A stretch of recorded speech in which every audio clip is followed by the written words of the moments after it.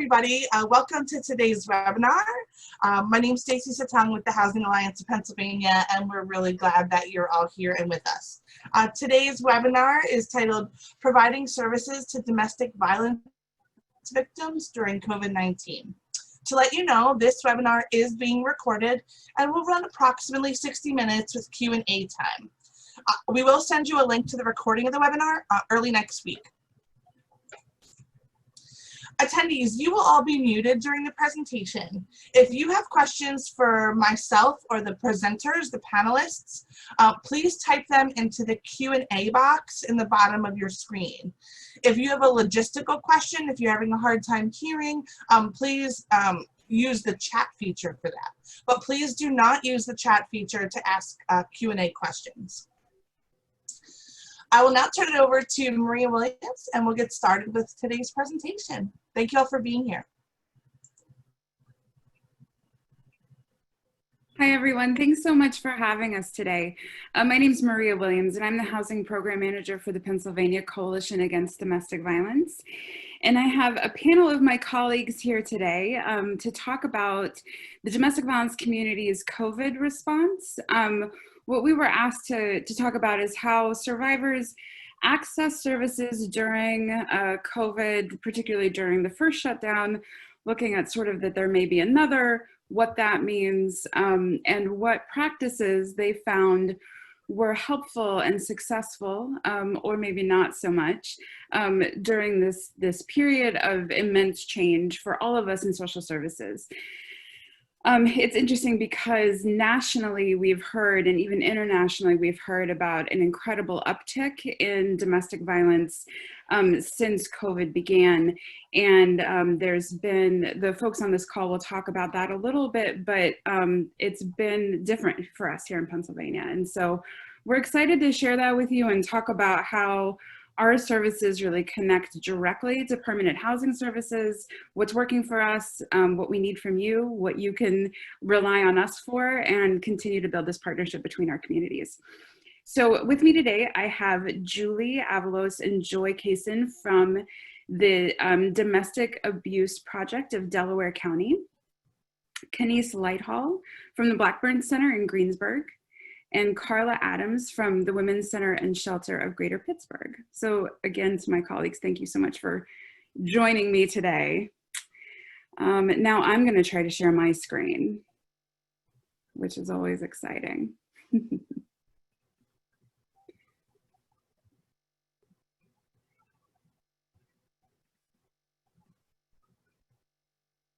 Okay. So the Pennsylvania Coalition Against Domestic Violence, we are a statewide collaborative membership organization. So all the folks on this call today that are my colleagues are members of PCADV, much in the same way that we're also members of the Housing Alliance of Pennsylvania. So they're actually pretty similar organizations. We have similar ways of working in the community. And working statewide to make sure that the needs of the service providers on the ground are being met. And so that they're not having to rely so much on coming up with a solution to every situation that they face, that we can do this work collaboratively, that we can be technical assistance experts and provide information to be able to move programming for domestic violence survivors forward in lots of different ways. But the way that's moved forward is all directed by the membership of PCADV. We are the oldest statewide domestic violence coalition. So we were the first coalition developed nationally. We have 16 member programs, and that is approximately one in each county, even though those counties blur lines very frequently, and we do have some programs that cover more than one county. And we really serve as a convener, so bringing together either our membership or partners like you all to talk about issues that are prevalent in the community.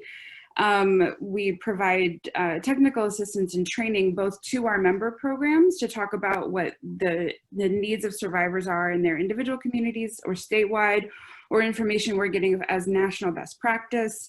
And we also provide training like we're doing now to our partner organizations, particularly in Pennsylvania.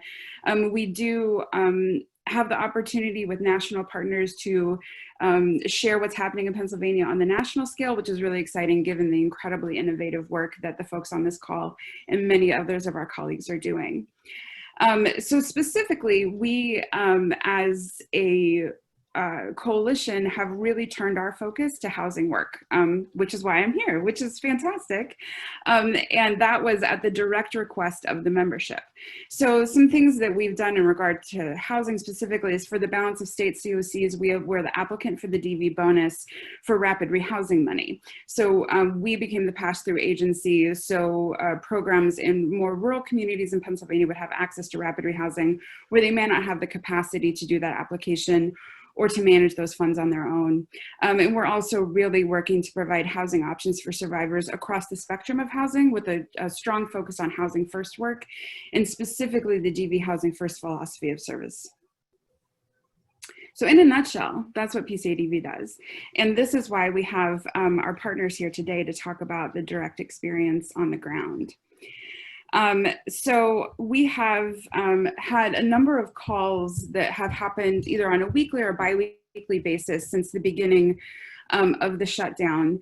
And some of those have been with directors, some of them have been with shelter managers, but really trying to get in touch with what is going on, what is needed, and how we can help. When the stay-at-home orders were put into place for Pennsylvania, one thing that we saw without question is that it became essentially impossible for survivors to leave their abusive partner.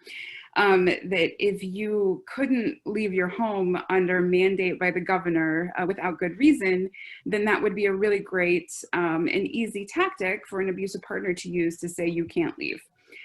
So that's a pretty obvious direct cause of the stay-at-home order having an impact on domestic violence. There was a great challenge then to connect to the domestic violence program, both because the survivor couldn't access through normal means like at the courthouse or places like that they may be otherwise. The interesting thing is that nationally, there was a lot of information about calls increasing significantly to domestic violence organizations. But what we saw in Pennsylvania is actually an incredible decrease in contact, which when you are an organization that's used to having the phone essentially ringing off the hook 24 hours a day, suddenly having no phone calls come in and no new survivors wanting to access your services, from our perspective, is terrifying, honestly. We know that oftentimes the domestic violence programs in each county are the thing that keeps a survivor alive. And to think that for the greater good, survivors couldn't leave their home and couldn't contact domestic violence programs, it was really, really scary. That shifted pretty quickly though. There was a period of weeks where there were no calls and we were all sort of looking at each other panicked. That shifted pretty quickly and calls then drastically increased. So it was this swing, and now we're trying to accommodate that swing in need that we're seeing now. Also, the stay-at-home orders for everyone resulted in incredible financial instability that plays into a survivor's ability to leave their abusive partner. And so if the family is financially unstable or if the survivor has lost their job, it becomes almost impossible to leave. During the calls that we've had weekly with directors and shelter managers, what we've found is the biggest concerns for the DV programs are shelter capacity, having to practice social distancing while in shelter. We're going to talk about that today. Having to set our domestic violence staff up to work remotely. We are not remote workers. That's not what we do. And so having to shift into that has been really challenging. Really looking at staffing capacity and making sure that staff are healthy and well enough to be there, both mentally and physically and emotionally, has been really challenging. The financial instability of organizations also has been challenging. We've been very lucky in the domestic violence community that we've benefited from the CARES Act and will continue to benefit from the HEROES Act and other such things. And we have our own lines of funding that have been supportive, but still it's very scary when you're having to shift, and those shifts cost a lot of money. And then also, and probably the biggest concern, is a lack of permanent housing options and resources. So this is where the partnership between you all and us really come into play. That we know that if there are domestic violence survivors that can't come into shelter or don't want to come into shelter, that finding them a permanent solution easily so they don't have to become homeless to be safe is essential and really where our community is headed now. So what we really came to is if shelter isn't the answer, because it can't be, then what is? And that's sort of the narrative that's been playing out in Pennsylvania and will continue to do so, I would imagine, for the better part of a year. So this is my information. I'm happy to speak with any of you about the survivors that you're serving in your programs and connect you to your nearest domestic violence organization, or answer any other questions you may have about the intersection of housing, homelessness, and domestic violence.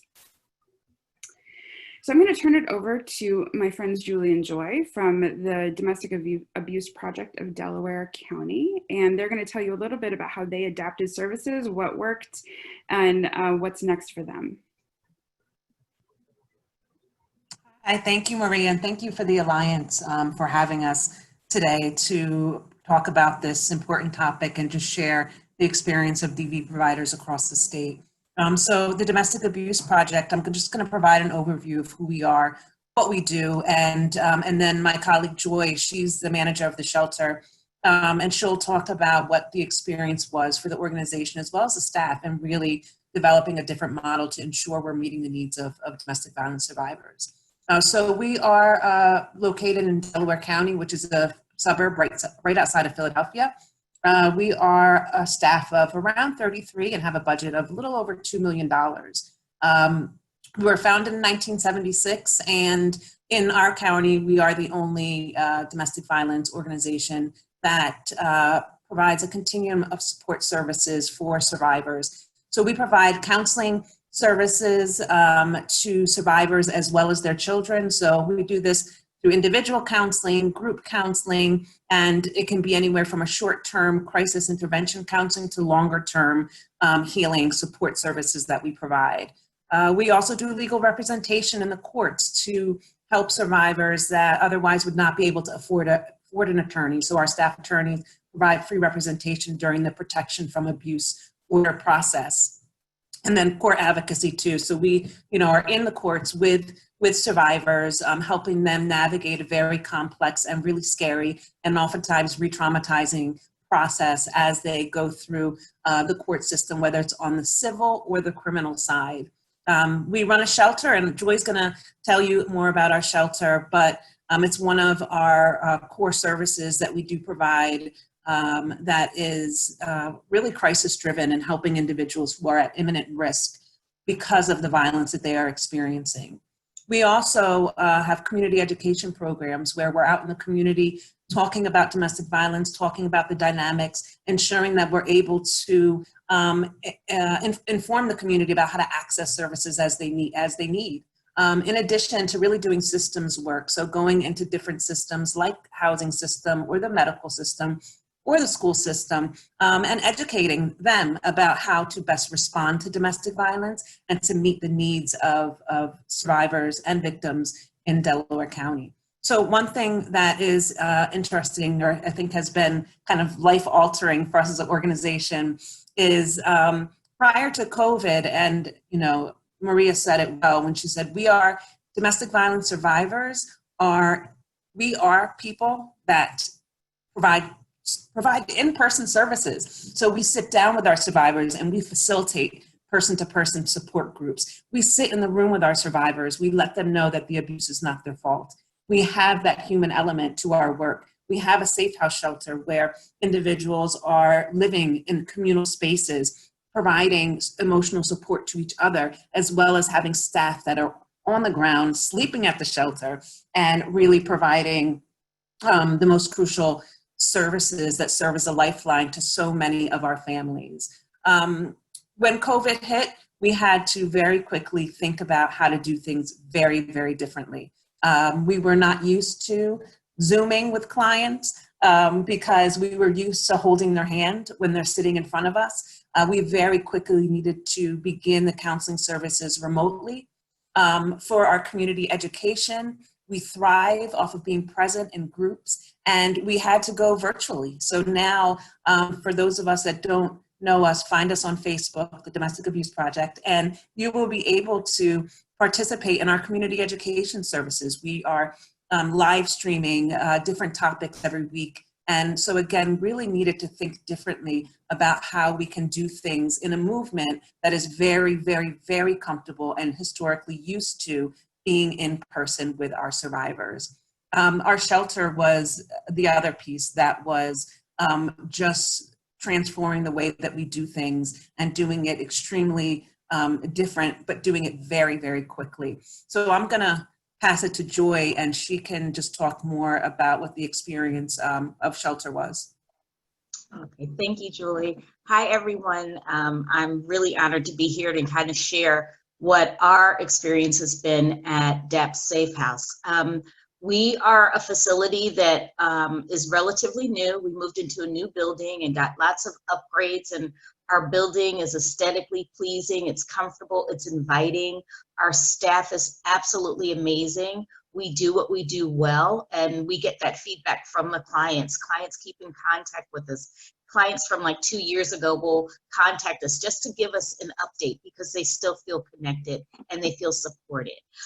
So when COVID happened and it was very apparent that we had to make some changes, it was very difficult for us as staff to see how we would do this and how we would do it well. And how would we do this and keep the survivors safe? So some of the changes we made is we quickly made the decision that we had to place our shelter residents into a local hotel.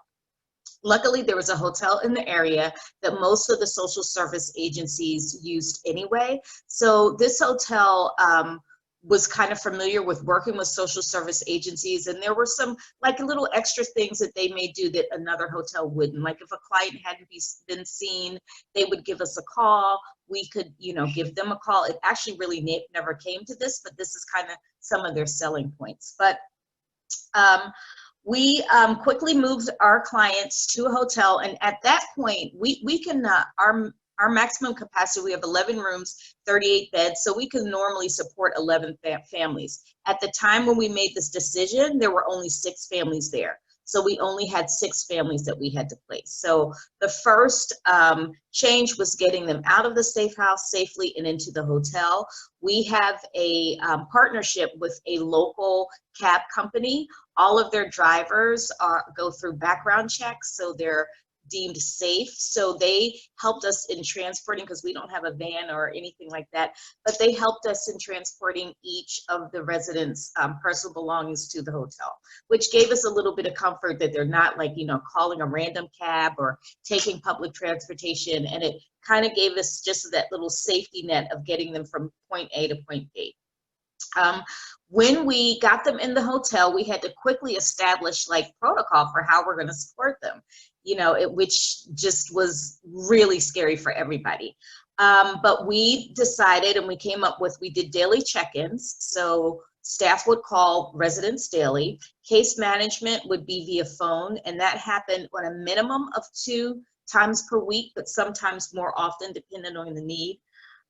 We did have face-to-face contact. We were lucky enough to secure donations from 3 local restaurants that prepared hot meals for our residents. So we had staff picking up hot meals and delivering them, you know, 3 times a week. We also did mail, so mail would be delivered face-to-face. So it wasn't a lot of face-to-face contact, but at least we were laying eyes on the client. And if there was a problem, there's somebody, staff physically present that you can discuss it with. We strongly encouraged our clients to utilize our 24-hour hotline, which is manned, you know, 24 hours for any emergencies and supportive listening, and any emergencies where they had to get in touch with their case manager. We provided our residents with gift cards when they left. So we did gift cards for local grocery stores. We did gift cards for like Target and Walmart. We did Wawa gift cards for gas. We gave them SEPTA passes, even though no one was going anywhere, place, but just in case. And we also did like gift bags with like all personal items, anything that they would normally get from us. We have a huge donation room with everything from clothes to personal items. We made sure that they left with that, with having those provisions. And then the family advocate was really important because schools started to become remote. So she worked with the homeless liaison in our school district and was able to provide each of the students with a Chromebook and kind of kept that partnership with the liaison for anything school related that one of the students may need. So working remotely, was successful. The participants stated that they felt safe, that they felt supported and connected to the program, and they were able to work on their goals. So we really were feeling really good about, the way we rolled things out and it working so well. Now we are in the midst of having everybody come back. Our reopening day is Monday. So I can say that it is far harder reopening than it was closing. We now have modified our program, and some of the modifications are the Safe House building will be operating at maybe like an abbreviated capacity. We will have 6 families at the Safe House. We've modified the rooms to include mini fridges and microwaves, to have TV trays. Participants will be able to eat in their room. We also added other dining space by like repurposing some rooms and adding extra tables and things like that. We are in the process of placing markers on the floors, and I didn't know if I wanted to do this because that makes it like so facility-like, but if we are really encouraging the CDC's recommendation of social distancing and public health, authorities' recommendations, I think that if we have them there, not like stand on that line, you must stand on that line, but it does give somebody, a real example of what 6 feet looks like. So we're not saying like you must stand on those markers, but it will be kind of a guide to keeping safe social distancing. We are going to offer our groups and our workshops. We're either going to do it in small batches of 2 clients and the facilitator, or via Zoom. So we may have both options. We're opening on Monday. We will find out which works best. And participants are asked to wear a mask when they're in communal areas. And this is something, that, doesn't necessarily feel comfortable, but is necessary for the safety of both participants and staff. I think for us, our biggest challenge will be to figure out how we balance the practice of safe social distancing while fostering that safe, healthy, emotionally supportive environment that we're known to have. The mask and the social distancing can seem really kind of restrictive. So it's going to be really interesting how we are able to maintain that safe environment that our participants, need and thrive in. The shelter, one of the other things that we changed is the length of stay at shelter. So, we used to be 30 days and people get extensions. That will still be, but we're really approaching everyone's shelter stay and the amount or the duration of their stay based on their need. So we will, during the screening process, find out information that maybe the person does not have to physically come to the shelter. Maybe relocation assistance is best for them. Maybe they need to be placed in a hotel temporarily instead of coming to the shelter because they have a PFA with eviction and the person's going to be leaving in 2 days. So rather than have them come to the shelter, we could possibly have them come to the hotel. We are also looking forward to our rapid rehousing for DV survivors program opening up sometime in the next few months. So that will be a resource for our clients to secure safe housing after exit. But one of the ways I'm most excited about our program is that we've now kind of, as Julie says, we're kind of going to be a hybrid. We will have the 6 family rooms available, but we now have the ability to offer shelter to people we traditionally would not have approved. So if there is a male with children seeking safe shelter and fleeing DV, we would be able to offer it to him or her, and as I said, if somebody needs shelter space for a shorter period of time, we would probably steer that person to the hotel also. And I don't know about your shelter screening, but we do have the question in our screening that asks the caller if they are able to live in environments with large groups of children or environments where you're living communal. And A lot of the times people say no. And normally with that, you know, we would lay out how our program is set up and they would just choose not to come. If somebody, you know, for whatever reason, mental health or just preference, literally cannot thrive in that environment, then the hotel space will be something that we can offer them now. So we are really optimistic about some of the changes, you know, more to come, you know, and we're really approaching this with patience and a lot of flexibility. There may be a best practice that is implemented on Monday and we find out Tuesday it has to be scrapped and we have to start all over. So myself as well as my staff is really eager and optimistic and open to supporting the clients that we normally support.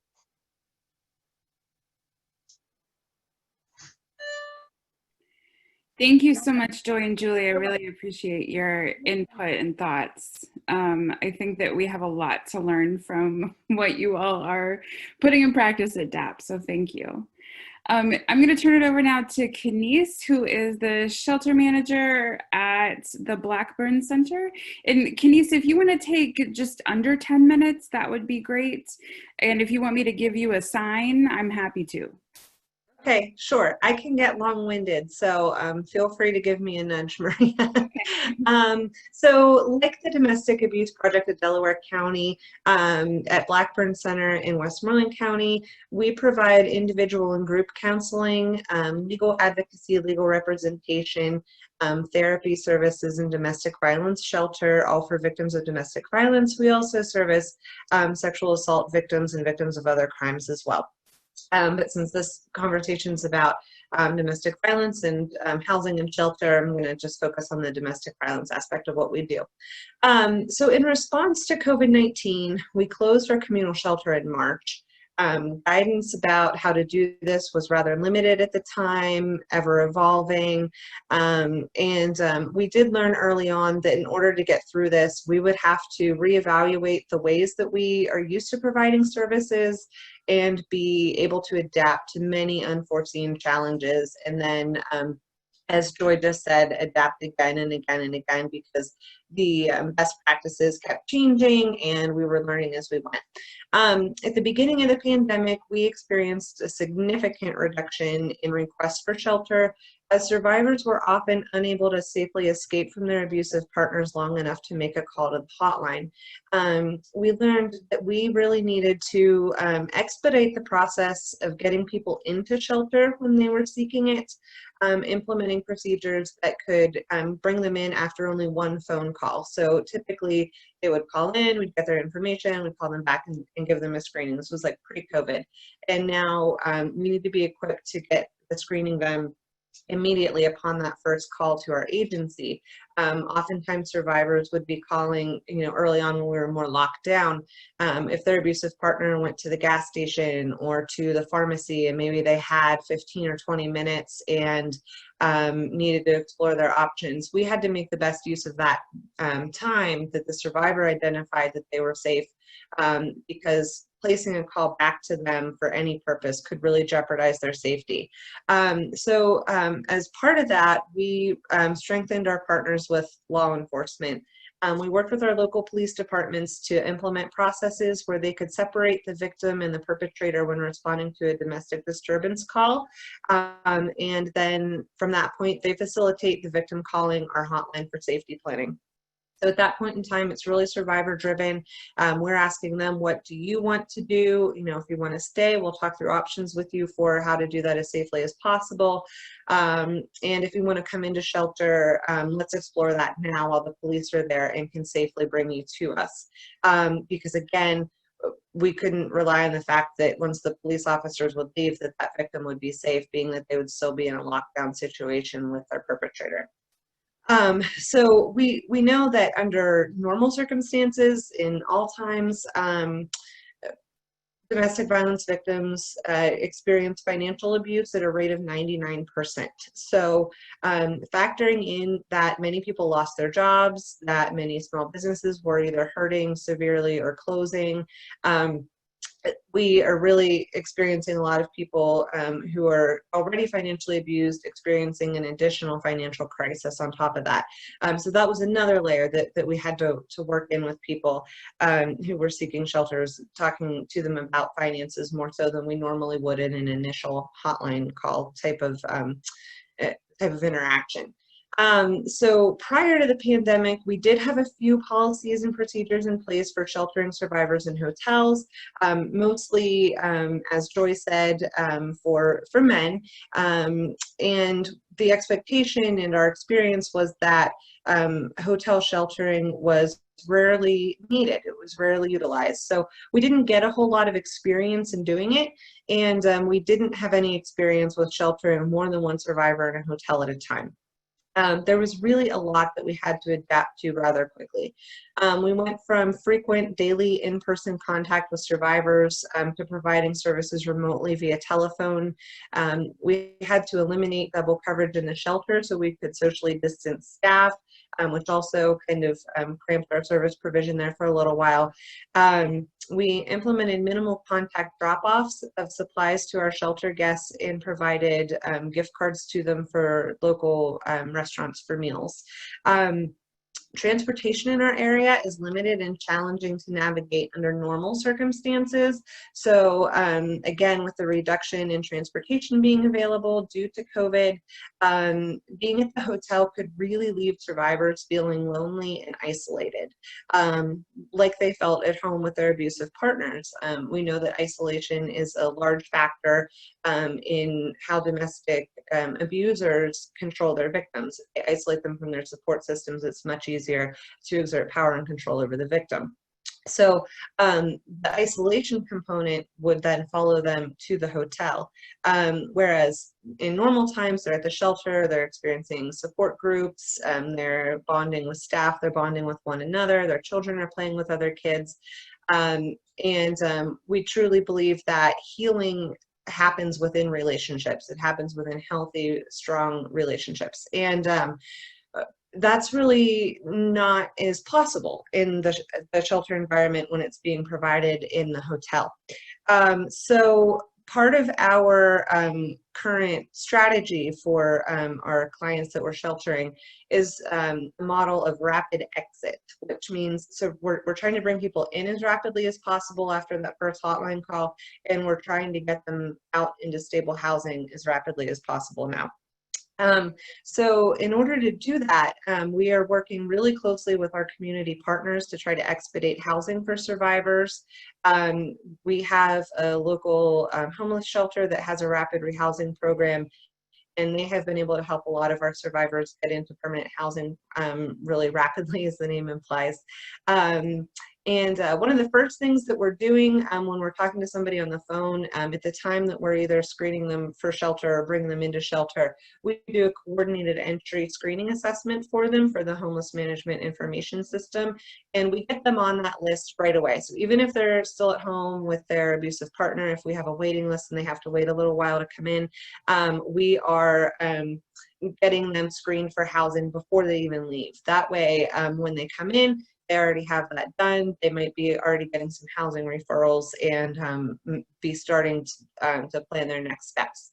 Another thing that we're doing right away is doing a housing stability assessment to help prioritize their housing goals, and again, to expedite the process of getting them into their own homes sooner.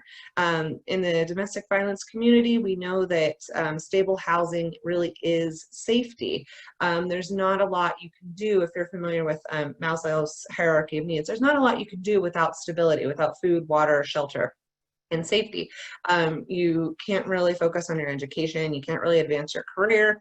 There are a lot of things that you can't do when you're not housed. So in order for people to heal and to work through their trauma and to progress into their violence-free lives, we're really emphasizing the importance of stable housing as soon as humanly possible, or faster, ideally. Like I said, rapid rehousing has really been key for that. As Maria said, We are going to be the recipient of some rapid rehousing through Pennsylvania Coalition of Domestic Violence here before too long. So we will be able to tap victims, survivors into that funding stream as well.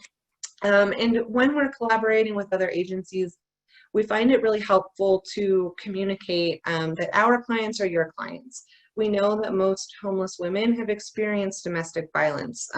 Either they're fleeing it currently or it's occurred in their past. And as soon as a victim decides they're fleeing the shelter, they become homeless. So trying to keep this frame of reference is really instrumental in obtaining buy-in from other providers and other agencies who may be hesitant to help survivors and may feel like their needs are too different from their population. So that's all for me, Maria. I hope I spoke quickly enough, but not too quickly. And I'm happy to answer any questions from the Q&A. Thank you so much. That was perfect. I was just about to say that you were at your time. Thank you, Kenise. I really appreciate your focus at Blackburn on permanent housing and what's next for survivors. I think that's really essential. Thank you. So now we'll pass to Carla from the Women's Center and Shelter in Pittsburgh. And they came up with a really interesting solution to have to give survivors another option to access services. So she's going to tell us about that. Great. Hello, everyone. Good afternoon. I'm so delighted to be here with all of you and with my colleagues across the state. And thank you to the Housing Alliance for putting a spotlight on domestic violence, which is much needed in our communities at this time. So as Maria said, and as all of my colleagues have shared, we have been challenged with working with our clients, providing the on-site services. Women's Center and Shelter has been fortunate enough that we kept our services, our on-site shelter services open through COVID.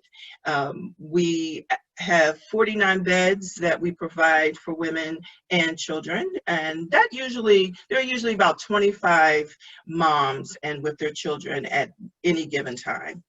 And as Maria and my colleagues have shared, is that we have seen initially when COVID began, that the calls to the hotline were decreasing, and that really concerned us. So we immediately got a team together to begin investigating and researching and planning to put a chat and text program into place, a service for we know, as it was stated, that the women in the community, the women that were quarantined, could not reach out to us by phone, could not reach out to our 24-hour hotline.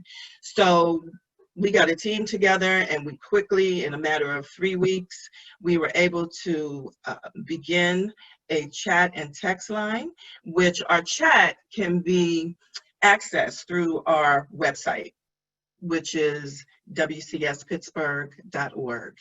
And the chat and text line, just as our hotline, is 24 hours. It is manned 24 hours by our advocates. And we have begun to really get a lot of texts and chats. In the beginning, of course, not so much. But what helped us, we partnered with community grocery stores, and we put out marketing and advertising in a postcard form. And we knew that our women were going to the grocery store because we all were home and we all were cooking. So they were able to pick up those postcards, and they were in their bags, and they were given the information about our chat and text line. The text line can just what it is. It can be text from a survivor through their phone. And the number for that text line is 412-744-8445. And Women's Center and Shelter, we serve the Greater Pittsburgh, Allegheny County area. And we started serving in 1974. And so we've been around a long time, and we provide not only the service for our on-site services for shelter, we have many programs and services. We have our legal department, which helps to serve our clients that are in shelter and also our non-residential clients. We have a huge non-residential program that incorporate our wellness team, which are our counselors, our therapists for the women, our therapists for our children. We have a children's program, and it's not just daycare, but we do programming where we bring in partners. We bring in partners to help with tutoring and to help with all type of programming to advance and to help our children, because they are survivors as well. So, you know, we provide groups for them. We provide community meetings. We have our medical advocacy, which has not stopped. We have a medical advocate that goes out and heeds the call from our hospitals and our medical providers that will go out. Our wellness team as well. As you can imagine, we went from in-person supporting our victims to virtual, to Zooming, to providing them groups online. And it's been a little bit of a challenge, but I think that our clients now, they're telling us, we love this. We're able to, you know, get on from home, and we may have children that we may not have daycare for. So it's been a really great opportunity to beef up our groups and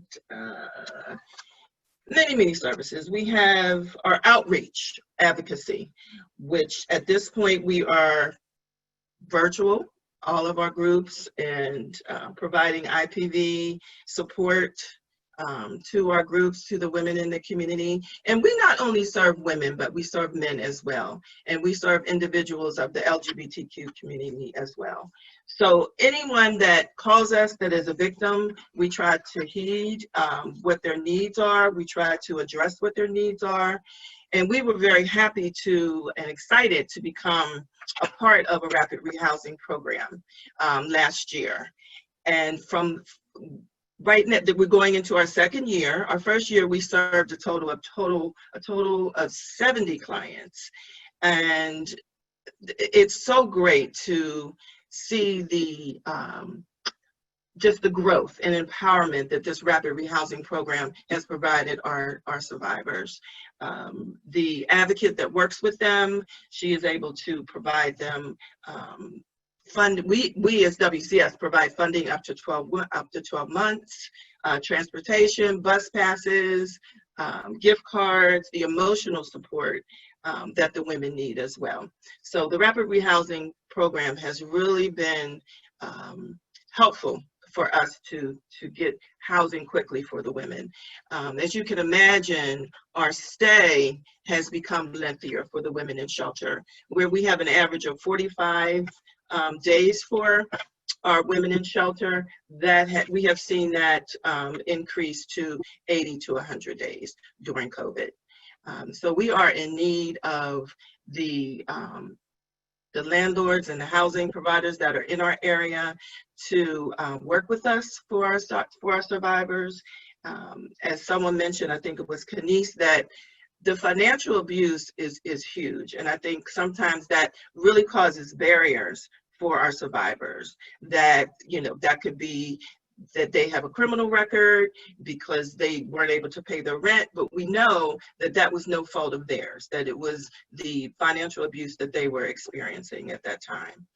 So we're just really thankful that we have all these services, that we were able to stay open during COVID, and we're going to continue to provide services in Allegheny County, and for hopefully another 100 years or more.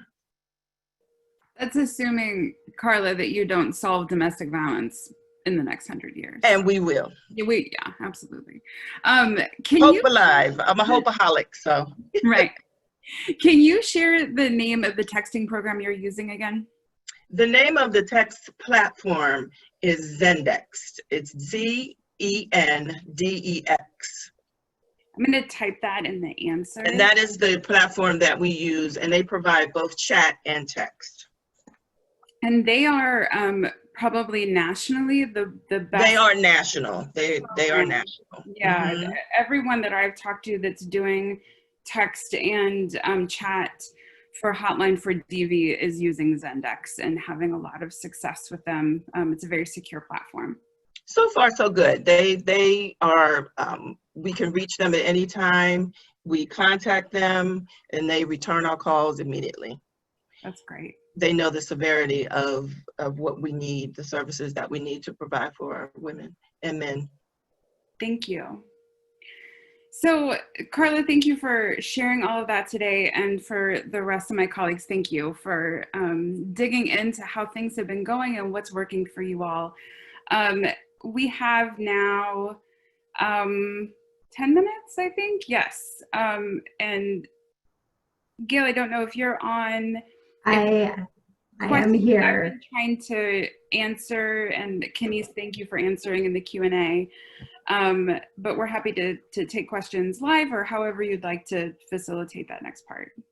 Yes. Hi, everybody. Thank you. Thank you all so much to like our amazing panel and group of speakers. And just, you know, it's absolutely incredible how you all have been able to demonstrate how nimble you are in really meeting clients where they're at, people in need where they're at, as well as adapting to this really very, very rapidly changing environment. What I think we're seeing in so many aspects of this pandemic is that shutting down really is far easier than opening back up. And the thoughtfulness that you all have laid out in that piece of it is just really, really incredible. So as Maria said, she's been answering some questions in the Q&A, but I'm going to repeat some of those questions just in case folks weren't able to watch as she answered them. But the first thing is, you know, as the Housing Alliance, many of the folks on the call today are neither the provider nor the client, but they're actually the landlord. They're the houser. And so what is the role and the partnership that they can play in getting maybe tenants that they suspect are in harm's way some information and helping support safe connections to your organizations? So I think as a landlord, if you are concerned that there's domestic violence happening on your property, the best thing to do is to find a way to ask the person that you think is being victimized.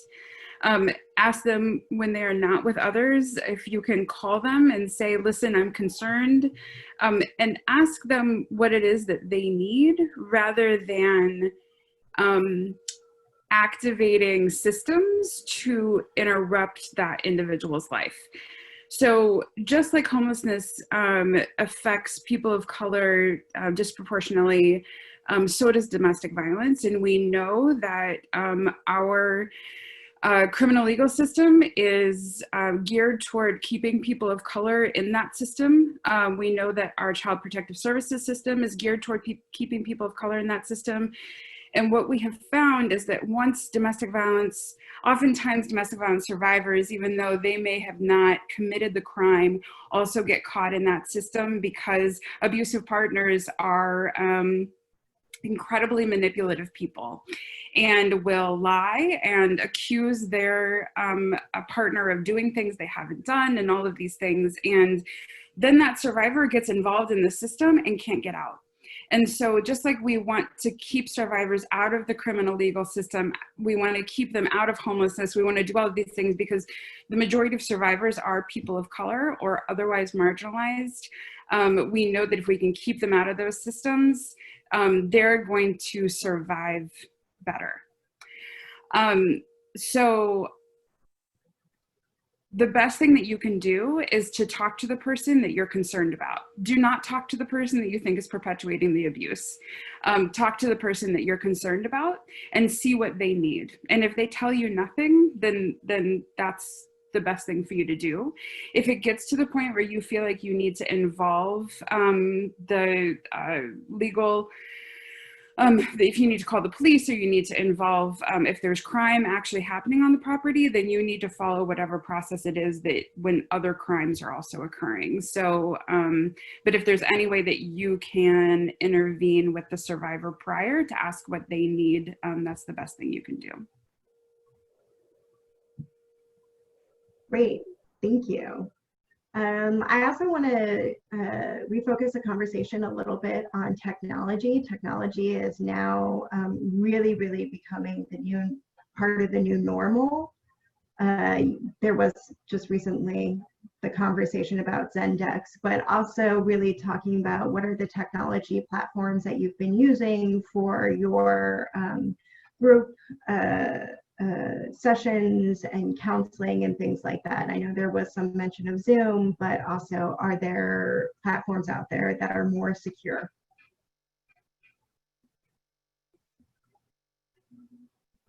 So I know for us, we've been utilizing Zoom. They do have a HIPAA compliance version of Zoom that you can purchase. So as an organization, we've utilized that and have been able to use it both for individual counseling with adults, with children, but also doing support groups via Zoom as well.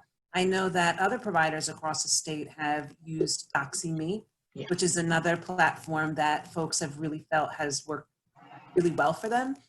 So those are the two main platforms that have been utilized. One thing we also did is we are accepting walk-ins in our main building. We recently began accepting walk-ins, and so we equipped our counseling rooms with webcams. And so counselors, even with a walk-in that comes into our building, there's an option to serve that person virtually, even though they're on site here.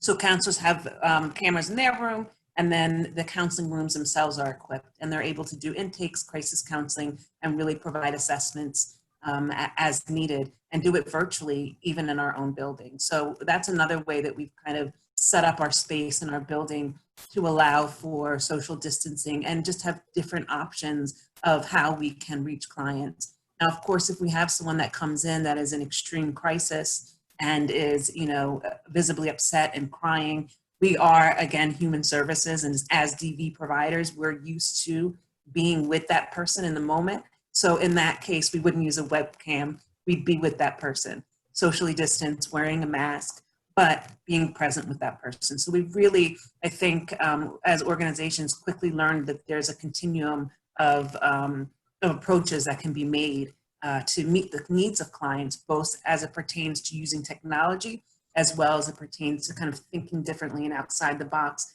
of how we can still meet that person where they are and get their needs met. Yeah. And at Women's Center and Shelter, as Julie said, our trauma therapist uses DoxyMe the majority of the time, and also Zoom. And she's been able to, our trauma therapist who would hold a group for our women in shelter weekly, until we were able through COVID to get all of our technology up. But now it's been about a month and a half that she's been providing the trauma groups for the women in shelter, still at home, but using Zoom, and we're able to social distance in our multi-purpose room, our women, and they're able to take part in that. And also our shelter groups have begun to meet together where we social distance and everybody wears masks. Great, great. We do have a question about how children and youth are able to make reports and access these platforms. Have you had much experience in that area in your work in recent months? Whether it's kids that are reporting or calling to you all for help, or do you typically just see adults? At Women's Center, we typically see adults. We have not had children call our hotline or use our chat and text. We may have an older teenager maybe 17 that will call, and our our hotline advocate will provide resources for that team that's in the community. I think that our member programs often serve teenagers, and there are lots of different ways that that looks depending on what the capacity of the program is and what the needs are in the community. But one of the things I think that's important to remember is that we're not part of any sort of mandating system. While I'm not, but our member programs are mandated reporters, we're not an extension of law enforcement. We're not an extension of CPS or, I'm sorry, that's not what it's called here. Then I continue, of Youth and Family Services. We're not part of the child welfare system. We're independent nonprofits. And so if a young adult or a child would call a domestic violence program, we would make sure that they're getting the support they need from the appropriate services in the community. But we're not part of a child welfare system. Women's Center and Shelter is fortunate enough to have a CYF, Child, Youth, and Family team on site. So we may have moms that come in and they already have maybe an open case with CYF, and our CYF team will support them and with their needs, and a liaison between CYF and the shelter. And we're able to help that mom and support that mother in whatever needs she has. Great, great. All right, this is going to be our last question, but have you guys started to think about what your shift will be if we do have to stay at home again? Is there something different that you would do the next time? Or do you feel like you have the right infrastructure in place so that you can make that pivot? Yeah, I think we have learned. At first it was literally learning as you go. But I think the system that we are using, the protocol that we came up with, is really supportive to our DV survivors. I think we have not compromised in the amount of contact they have with staff, their case managers, the advocates. We did kind of have to suspend some of the programming, but this go round with the use of Zoom, I think we would be able to have all of the programming that we would normally have. So if, I'm hoping against hope that it doesn't come to that, but if we do have to return to working remotely, I think that, there are systems in place that really support that and can have that be successful. Yeah. And that's similar to what Joy just shared. And we now we know, and we have been able to build relationships with our local hotels. So we have had many of our clients that have been immune compromised in the hotels. So now we have those relationships with the hotels, and we're thankful for that. So we can immediately, if someone is immune compromised and comes to us, we can immediately transfer them into one of those hotels. Any final thoughts, Kenise? I feel like, so we're still in the hotel now. We are working on our phase back plan. We're hoping to be back in our communal shelter in September at some point. I don't have specific plans ironed out for how we'll switch back if necessary, but I think that when we come back to our communal shelter, we'll have enough additional safety precautions in place that things would have to be pretty bad before we look at going back to hoteling for 100% of our clients. Excellent, excellent. Well, I just, again, want to thank our entire panel, not only for the great presentation that you gave today, but also for the incredible work that you're doing in the community. Your ability to adapt to these extraordinary circumstances, I think, is just evidence of how committed each of you are to this cause of making sure that we just, support victims of domestic violence, that we ensure survivors are stable and housed going forward in their healing process and in their lives. So I just want to thank you all. I want to thank all of our 290 attendees for joining us in this conversation. And thank you, and we look forward to seeing you next time. Have a great afternoon, everyone.